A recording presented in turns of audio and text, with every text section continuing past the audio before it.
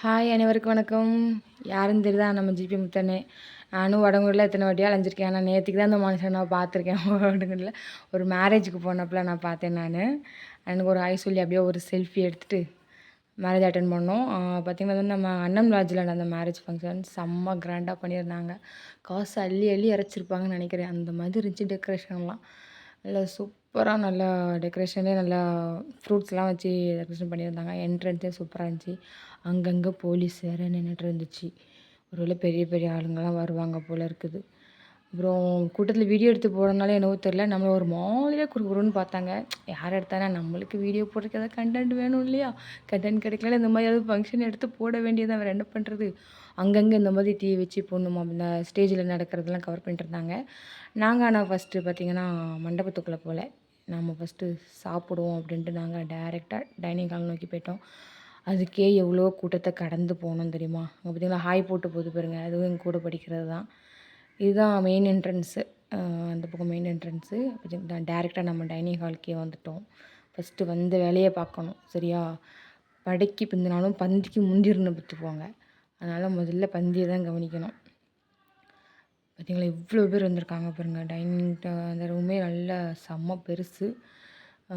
Actually இது வந்து காலி இடத்துல நல்லா பந்தல் போட்டு அதுக்கேற்ற மாதிரி அமைச்சிருக்காங்க. நம்ம ஜெரின்னு கூட வந்த பொண்ணு இதான் எங்கள் ஜானகி அக்கா. இவங்க தான் எங்களை காரில் அள்ளி போட்டு கூப்பிட்டு வந்தாங்க. வரக்கூடாதுன்னு இருந்தோங்க. கரெக்டாக 1 மணிக்கு வந்து காரை வச்சு எல்லோரையும் அள்ளி கொண்டு வந்துட்டாங்க. இந்தா வந்திருக்கோங்க இன்னொரு எடுப்பு இது. ஒரே என்ஜாய்மெண்ட் தான். ஆனால் மேக்ஸிமம் நிறைய பேர் வரல. அதனால ஒரு 10-12 பேர் கிட்டே வந்தோம். இலைய போட்டாச்சு, இலைய குளிப்பாட்டியாச்சு. அதுவும் நான் வீடியோ எடுத்ததுனால பக்கத்தில் இருந்த பாப்பா தான் எனக்கு நல்லா இலைய எடுத்து குளிப்பாட்டி கொடுத்தா. அவள் இலையும் குளிப்பாட்டிக்கிட்டா. இந்த பார்த்திங்களா இலையும் நல்லா பெருசாக போட்டுருக்காங்கன்னு நினச்சேன். நம்ம ஜனங்க ஒரு ஹாய் சொல்லுங்கள் எல்லோரும். அப்படிதான் பார்த்திங்களா. கோஸ் பொரியல், அப்புறம் மாங்காய் பச்சடி நல்லா இருந்துச்சு. கொஞ்சம் பழத்தில் பண்ணிட்டாங்க. கொஞ்சம் காயில் பண்ணியிருந்தால் இன்னும் கொஞ்சம் ருசியாக இருந்திருக்கும். இதுவும் நல்லா தான் இருந்துச்சு. அப்புறம் கோஸ் பொரியல், அப்புறம் என்ன இது வந்து வெஜ் லாலிபாப். எனக்கு வச்சதுலே அவ்வளோ ஐட்டம் வச்சதுமே எனக்கு பிடிச்சது என்னவோ இது தான். கிளம்பும்போது கண்ணில் படல, இல்லைன்னா ஒரு 4-5 பீஸை கையில் தூக்கிட்டே வந்திருப்பேன்.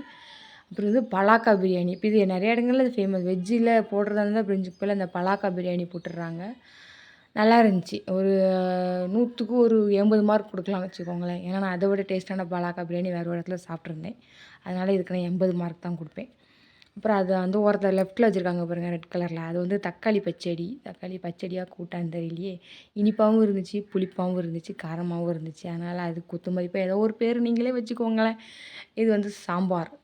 இதெல்லாம் நீங்கள் சொல்லணுமான்னு கேட்பீங்க. சரி வீடியோவில் பேசணும்ல, அதுக்காகவாவது ஏதாவது சொல்லிக்கிறேனே. இது வந்து சாம்பார் பார்த்துக்கோங்க. சாம்பார் நல்லா இருந்துச்சு. அதுபோக ரசம், மோர், வத்த குழம்புலாம் இருந்துச்சு. ஆனால் நம்மளுக்கு இலையில வத்த குழம்பு மட்டும் தான் இருந்துச்சு. ரசம், மோர் லாஸ்ட்டில் கேட்குறவங்களுக்கு கொடுத்தாங்க.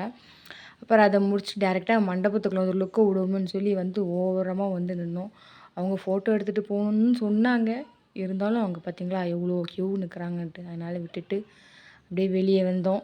குரூப்பாக வந்து ஒரு 2-3 செல்ஃபியை போட்டுட்டு அதுக்கப்புறம் ஜானகி அக்கா இருங்க ஃபோட்டோ எடுத்துகிட்டு போவோம்னு கம்பல் பண்ணாங்க. அக்கா டைம் ஆயிடுச்சுக்கா, பெர்மிஷன் முடிஞ்சு போச்சுன்னு சொல்லி சொன்னோம்.